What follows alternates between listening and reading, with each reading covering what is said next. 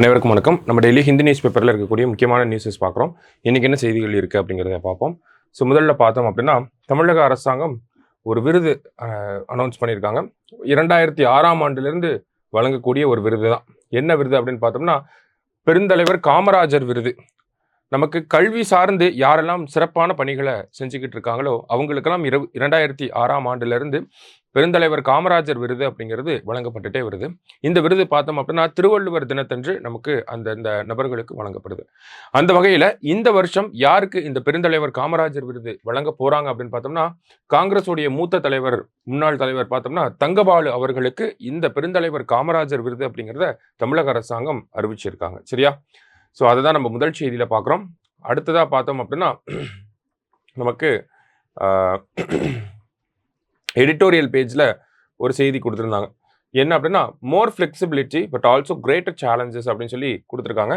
என்ன ஒரு பின்னணியில் பார்க்குறோம் அப்படின்னா, இந்த யூனிவர்சிட்டி கிராண்ட்ஸ் கமிஷன் நிறைய டிராஃப்ட் கைட்லைன்ஸ் அப்படிங்கிறத நியூ எஜுகேஷன் பாலிசி ரிலேட்டடாக ரிலீஸ் பண்ணியிருக்காங்க.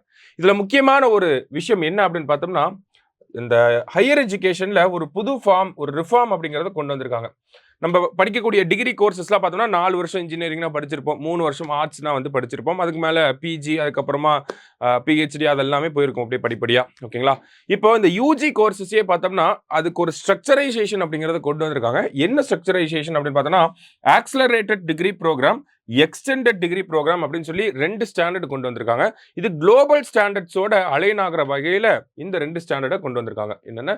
Accelerated degree programme, extended degree programme அப்படின்னு சொல்லி. ஸோ ஆக்சலரேட்டட் டிகிரி ப்ரோக்ராம் அப்படின்னா நம்ம ஒரு 4 வருஷம் படிக்கக்கூடிய டிகிரியை சீக்கிரமாக படித்து முடிச்சிடலாம். இதே எக்ஸ்டெண்டட் அப்படின்னா இன்னும் கொஞ்சம் எக்ஸ்டெண்ட் பண்ணி ரொம்ப டீப்பாக படிக்கிறது தான் இந்த எக்ஸ்டெண்டட் டிகிரி ப்ரோக்ராம் அப்படிங்கிறது. இந்த accelerated and extended degree programmes அப்படிங்கிறத ப்ரோஸ் அண்ட் கான்ஸை கொடுத்துருக்காங்க. இந்த கைட்லைன்ஸோட சேலஞ்சஸை பற்றியும் நமக்கு கொடுத்துருக்காங்க. ஸோ பாசிட்டிவ்ஸ் என்ன இருக்கு? இப்போ ஆக்சலரேட்டட் டிகிரி ப்ரோக்ராமை எடுத்து நான் படிக்கிறேன் அப்படின்னா, நான் சீக்கிரமாக வேலைக்கு போகணும்னு நினைக்கிறேன் அப்படிங்கிறப்ப நான் ஆக்சலரேட்டட் டிகிரி ப்ரோக்ராமை எடுத்து நான் படித்து சீக்கிரமாக வேலைக்கு போக முடியும்.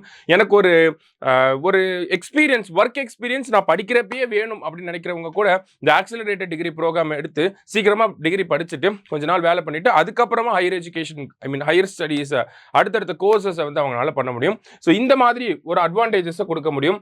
ஒர்க் ஃபோர்ஸ்குள்ளே குயிக்காக என்டர் ஆகணும், எனக்கு ப்ரொஃபஷனல் எக்ஸ்பீரியன்ஸ் அப்படிங்கிறது தேவைப்படுது. அதே மாதிரி பார்த்தோம்னா நமக்கு இன்டர்ன்ஷிப்ஸ் இந்த மாதிரியான விஷயங்கள்லாம் நமக்கு இந்த ஆக்சலரேட்டட் எஜுகேஷனில் இருக்குது. சரிங்களா? இதுவே எக்ஸ்டெண்டட் ப்ரோக்ராம் அப்படின்னு பார்த்தோம்னா, எக்ஸ்டெண்டட் டிகிரி ப்ரோக்ராம் கீழே ஒரு டிகிரியை நம்மள எலாபரேட்டாக படிக்க முடியும். ஒரு டீப்பான அண்டர்ஸ்டாண்டிங் நமக்கு அந்த கோர்ஸ் மேலே கிடைக்கும். அதே மாதிரி பார்த்தோம்னா நிறைய எக்ஸ்போஷர் அப்படிங்கிறது கிடைக்கும். நிறைய இன்டர்ன்ஷிப்ஸ், நிறைய ப்ராஜெக்ட்ஸ், நிறைய பேப்பர்ஸ் சப்மிட் பண்ண முடியும்.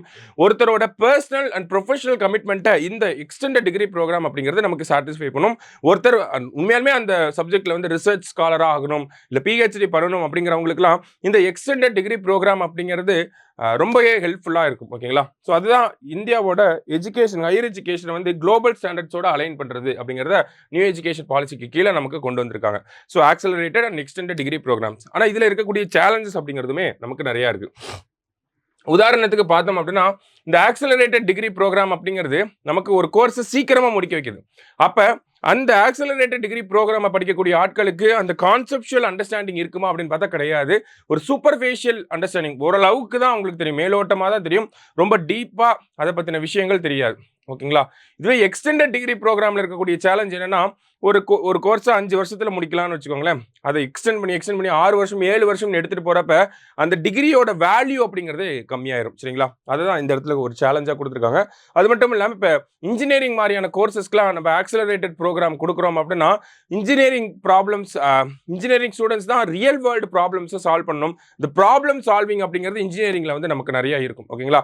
அப்போ ஒருத்தருக்கு ஆக்சலரேட்டட் ப்ரோக்ராம் நம்ம கொடுக்குறப்ப விரைவாக நம்ம அவங்கள படிக்க சொல்கிறப்ப என்ன ஆகுது அப்படின்னு பார்த்தோம்னா, அந்த மாதிரியான ஒரு கான்செப்சுவல் அண்டர்ஸ்டாண்டிங் அப்படிங்கிறது இருக்காது. அப்போ அவங்களால ரியல் வேர்ல்ட் ப்ராப்ளம்ஸ் அப்படிங்கிறத சால்வ் பண்ணுறதுக்கு பெட்டர் எக்யூப்டாக இருக்க மாட்டாங்க அப்படிங்கிறத இந்த இடத்துல கொடுத்துருக்காங்க. சரிங்களா?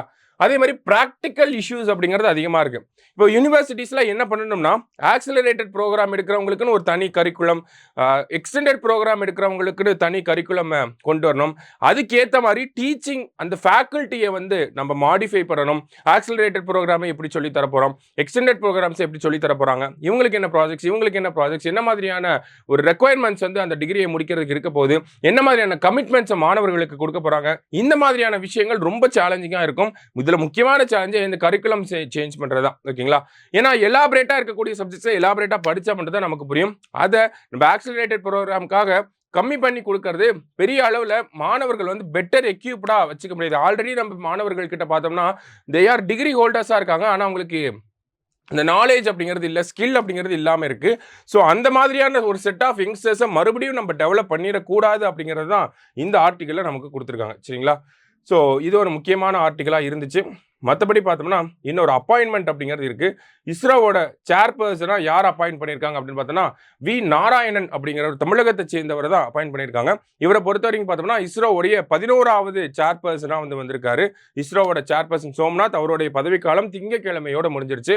அதனால தான் cabinet committee on appointments V Narayanan அவர்களை வந்து இஸ்ரோவோட 11th சேர்பர்சனாக அப்பாயின்ட் பண்ணியிருக்காங்க. சரிங்களா? ஸோ அதுதான் இந்த ஒரு செய்தியில் நம்ம பார்க்குறோம். ஸோ இன்னைக்கு ஆர்டிகல்ஸ், முக்கியமான ஆர்டிகல்ஸை பார்த்துருக்கோம். நன்றி. சுரேஷ் IAS அகாடமி, வெற்றியின் முகவர்.